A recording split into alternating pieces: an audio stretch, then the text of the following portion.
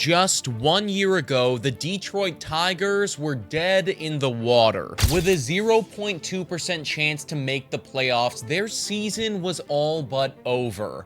Until it wasn't. What followed was one of the most unbelievable turnarounds in modern baseball. A late season surge that stunned the league and dragged the Detroit back into the postseason for the first time in over a decade. And now, they're not just a feel-good story anymore. In fact, they're becoming MLB's scariest team. Everything is clicking. The momentum from last season hasn't stopped, and the rest of the league, they are seriously starting to take notice. In this video, we're gonna break down how the Detroit Tigers went from forgotten to feared, and why this might be the beginning of something very special. All right, squad, we are back, and we are talking about the Detroit Tigers. Dude, they are really good at baseball. 41-22. If you can believe it or not, that is the best record in all of baseball. Better than the Yankees, better than the Mets, better than the Dodgers. I mean, all of these teams that are shelling out hundreds of millions of dollars, Detroit right now is better than every single one of them. 8-2 in their last 10, a run differential of plus 92, an expected win-loss record exactly where they should be. This is a complete ball team. When we scroll over to the roster, we can see how they have been so dominant and why they are right now leading all of baseball. The offense, 9th in OPS, and most importantly, 4th in runs scored. And honestly, that was the big thing, right? That was the big question walking into this season. We knew Tariq Scubble was elite, and we'll talk about him in a little bit. We knew that pitching staff, they could hold their own. But what could this offense do? Right now, it is doing a lot, everybody. Riley Green is showing that he is a guy. Kerry Carpenter following up the breakout last season with another breakout. Both of those guys have an OPS over 800. Gleyber Torres, I mean, you know, are we flashing back, years ago, right? When he hit like 37 bombs with the New York Yankees? Like, Gleyber Torres is back, everybody. Seriously, he is back. He is looking good. The depth of this lineup is phenomenal. And I think the big reason why, because that's the point of this video, right? How are and why are the Detroit Tigers doing so well right now? They got the depth, they got names, but honestly, the big reason why is when we look at this column right here, everybody. This column indicates where these guys came from, right? So Gleyber Torres, for instance, he was initially from the Chicago Cubs, moved over to the Yankees, all that stuff, right? Zach McKinstry, I guess he originated from the LA Dodgers system. But look at how many Detroits you see right there. I mean, that's crazy, right? And it goes to the bench, it goes into the starting rotation, it goes into the bullpen. They have done such an amazing job at growing this team from the ground up. This is their prospect system right now in 2025. It is still stacked. That's crazy. All of these 5 guys right here, all of them are in the top 100. But look at what we can do right here. We can go back to 2021. Look at this. Spencer Torkelson, Casey Mize, Matt Manning, Riley Green, Tariq Scubble. I mean, like, these are all individuals that are playing roles with the Detroit Tigers right now. I think the only one that's not is Matt Manning. I don't even know where he is right now, but Riley Green's a stud. Spencer Torkelson finally breaking out, and Tariq Scubble, obviously, we know, is incredible. So I just needed to shout that out right now, that how and why the Detroit Tigers have gotten where they are is because of that developmental system, and it's why they don't need to be spending hundreds of millions of dollars like the Dodgers or like the Yankees or like some other teams, because when you got a lineup of all of this homegrown depth, it is really going to start to pay off. Let's highlight a couple guys here, because some of these names we didn't expect to be doing as good as they're doing. One of them, shout out to the prospect system, how about Dylan Dingler? Do you know this guy? I did not know this guy until I started deep diving into this team, but my goodness gracious, Dylan Dingler right now is in the 96th percentile in fielding run value. He is a catcher.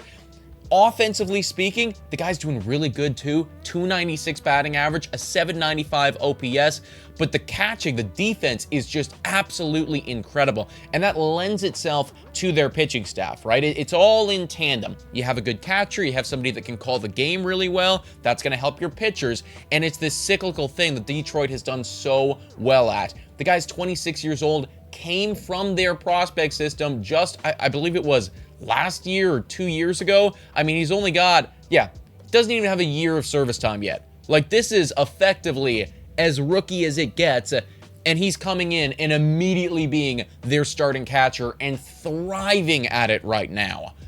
How about Spencer Torkelson, too? This is somebody that we have been waiting on for a long period of time. He came up in 2022, and he was one of the most highly touted prospects to come up for a while, from Detroit. He was a top 10 guy. I believe he was even a top 5 guy in all of MLB when he came up.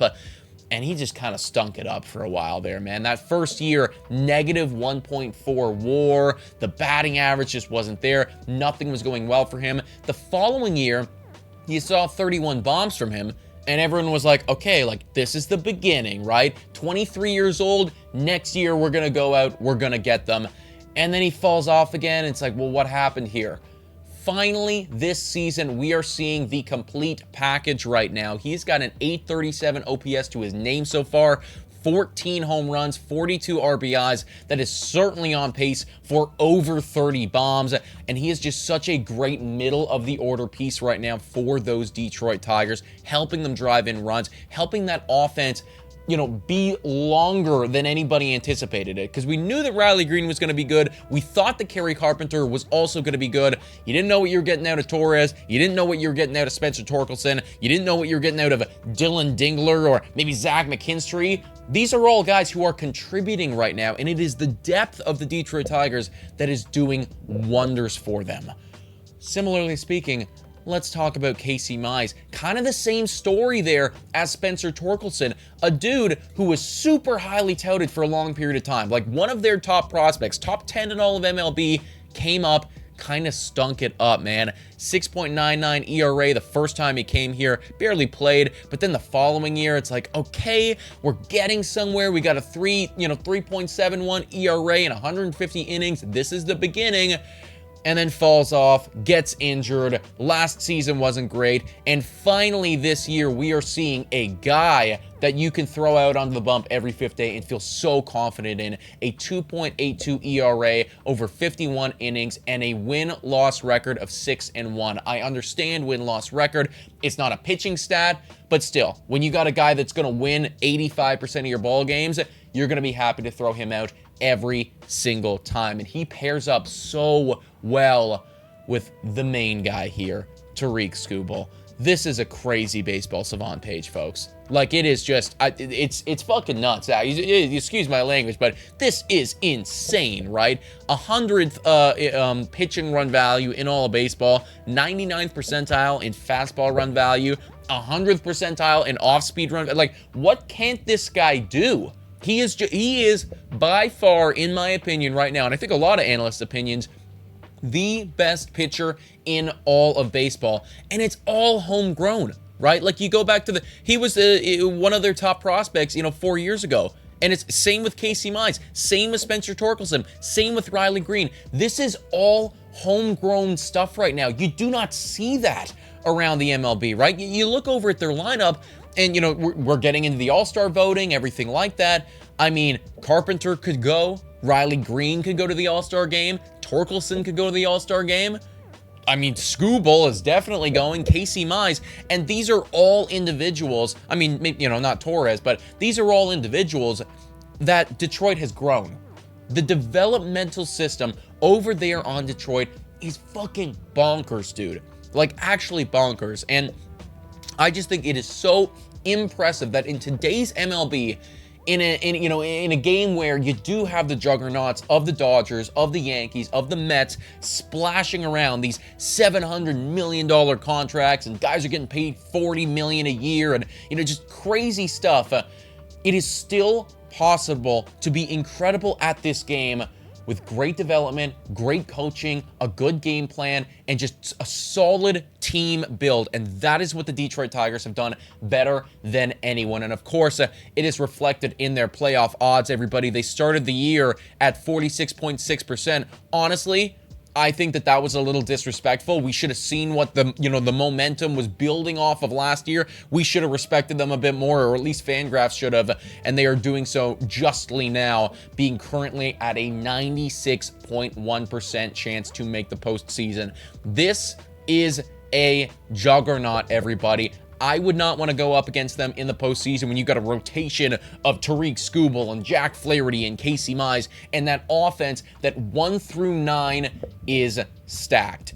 Do not sleep on the Detroit Tigers, because this, honestly, could be the best team in baseball. But folks, let me know what you think about all this in the comments down below. Thank you so much for watching, everybody, and I will catch you next time.